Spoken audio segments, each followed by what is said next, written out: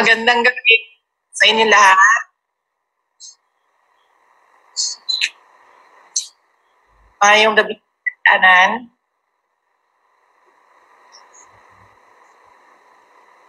Unahin ko na ang aking pagpapasalamat sa ZAID.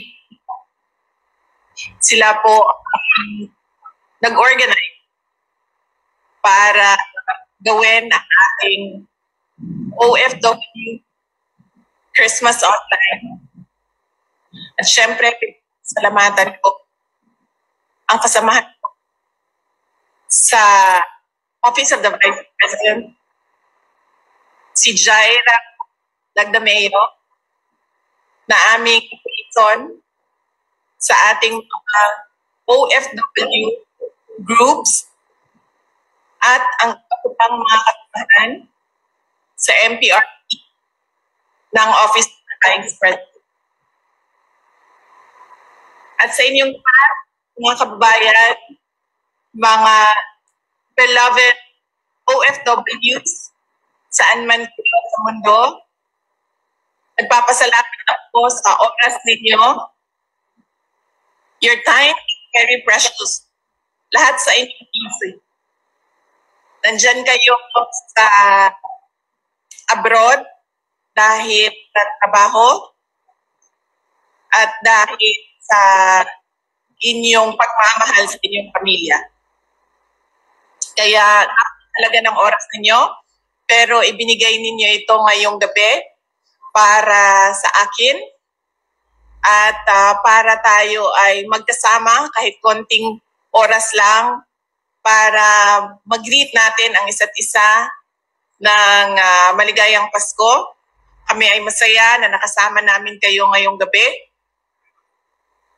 At nagpapasalamat ako sa karamihan ng ating mga kababayan abroad sa pagpapakita ninyo ng suporta sa akin.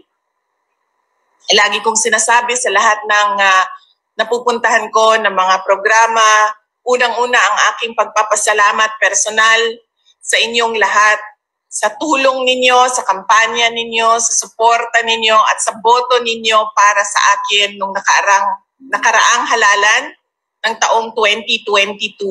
Alam nyo, unang-una ang dumating na absentee voting at yung mga boto na galing sa OFWs. At doon ko unang nakita ang landslide na boto ng aking mga kababayan at pagtitiwala. At doon unang nakita ng taong bayan ng Pilipinas kung gaano binigyan ng pagpapahalaga ng mga OFWs ang aking adhikain na tumakbo as Vice President at magtrabaho para sa ating bayan. Kaya nagpapasalamat ako sa inyong lahat sa boto ninyo. Pangalawa, personal pa rin ang aking pagpapasalamat. Marami sa inyo ang nakakita ng ating mga balita. Nakikita ninyo ang mga challenges na kinakaharap ng opisina ng pangalawang Pangulo, pero nandyan pa rin ang inyong tiwala at suporta at nagpapasalamat kami sa patuloy ninyo na suporta sa aming opisina. And we commit to continue to give efficient, accessible, and responsive public service mula sa tanggapan ng pangalawang Pangulo kahit anuman ang challenge or challenges na dumating sa amin. At ang sunod na pagpapasalamat ko ay mula sa aming pamilya, ang pamilya Duterte. Napakalaki ng utang na loob namin sa inyong lahat, mga kababayan namin, sa pagkakataon at pagtitiwala na ibinibigay ninyo sa amin na makapaglingkod sa ating pamahalaan.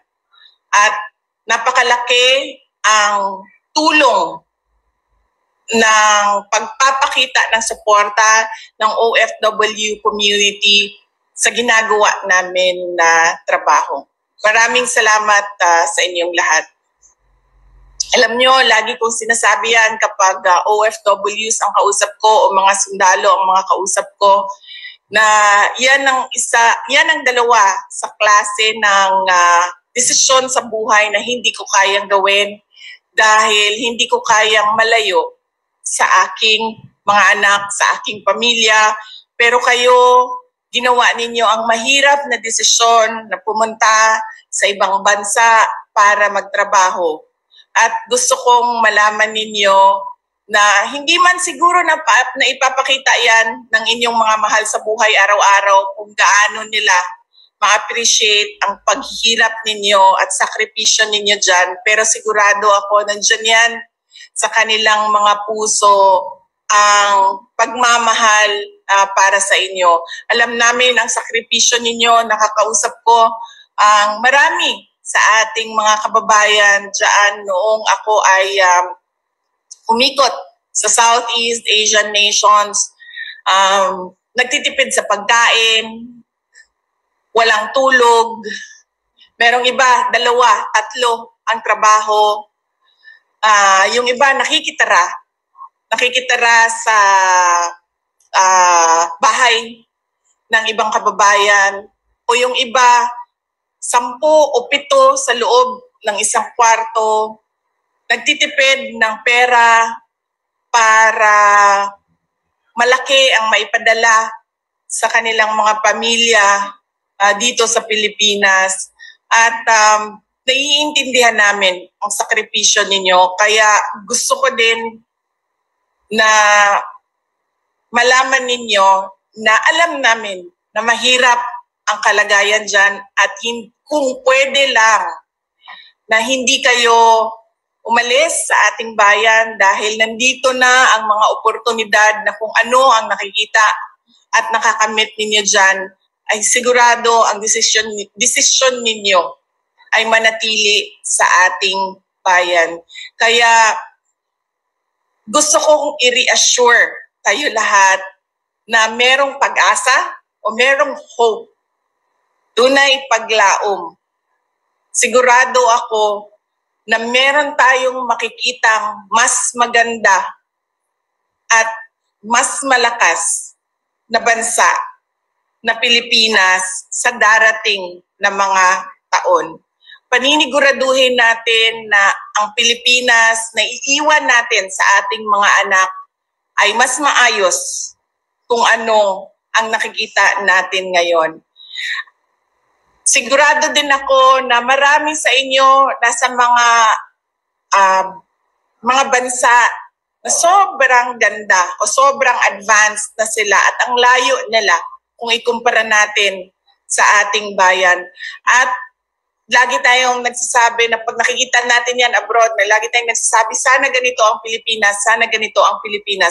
Sinasabi ko sa inyo, may pag-asa tayo na maging isang superpower. Kailangan lang natin ng pagkakaisa at sinseridad ng mga kawani ng gobyerno, yung kanilang vision at pag-implement ng kanilang vision para sa bayan ay maayos at maayos ang implementasyon. At natututukan ang mga problema ng ating bayan tulad ng korupsyon, kriminalidad, terorismo, insurgency, at kung ano pa man yung mga problema ng taong bayan. Kahirapan, kagutuman ay dahil walang oportunidad at walang foreign investments or investors na interesado sa ating bayan dahil katunayan, hindi tayo as competitive kung nasaan kayo ngayon. Pero kaya natin yan. Sabi ko nga, may hope, may pag-asa, doon ay paglaom para sa ato ang nasod. Maniwala lang kayo sa kakayahan nating mga Pilipino. And of course, dahil Pasko ngayon, sa lahat ng mga programa na na-attendan ko, lagi kong sinasabi, ang Pasko ay para sa pagpapatawad, para sa pagbibigay at pagmamahal. Forgiving, giving, and loving. Iba-iba ang ugali ng tao. Meron sa atin mabilis magpatawad, meron sa atin matagal magpatawad, meron sa atin hindi na nagpapatawad. Pero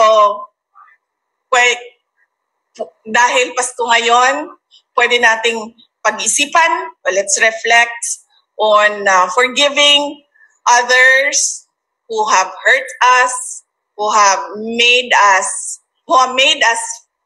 feel bad about ourselves, at may nasabing masakit, may nagawang masakit sa atin, na pag-isipan natin magpatawad ngayong Pasko. Lagi kong sinasabi, it's not about you, it is about them.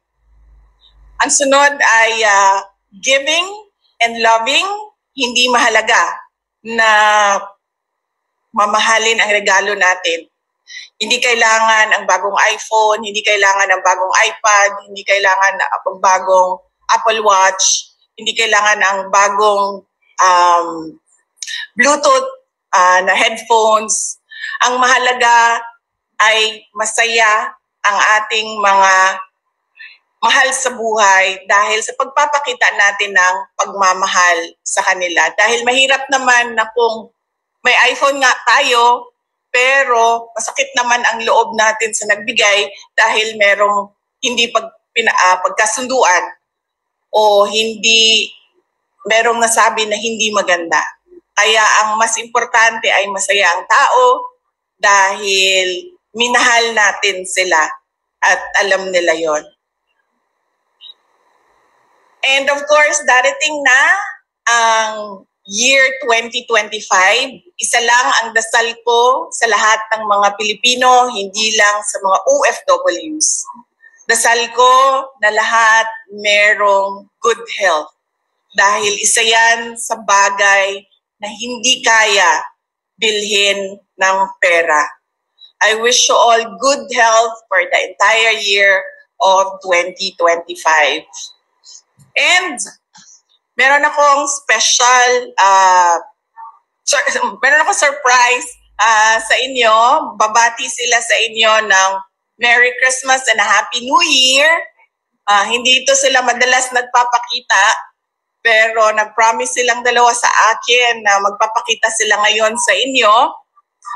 Kasi sabi ko, mga kababayan natin ito na nasa abroad and they deserve a special surprise. So, bakit ikaw na lang mag-isa dyan? Nasaan na yung isa? O, mag-greet ka dito. Saan ka na? Oo. Hello! Merry Christmas po sa inyong lahat. Happy New Year. Pan Scarpio po. Ingat lagi. Yan ang aking asawa and nawala yung aking isang anak, pumasok ata sa loob. Gusto nilang bumati sa inyo ng Merry Christmas and a Happy New Year mula po sa aming pamilya, para po sa inyong lahat at sa inyong mga pamilya. Merry Christmas and a Happy New Year. Malipayong Pasko ug mabungahong bagong tuig kaninyong tanan.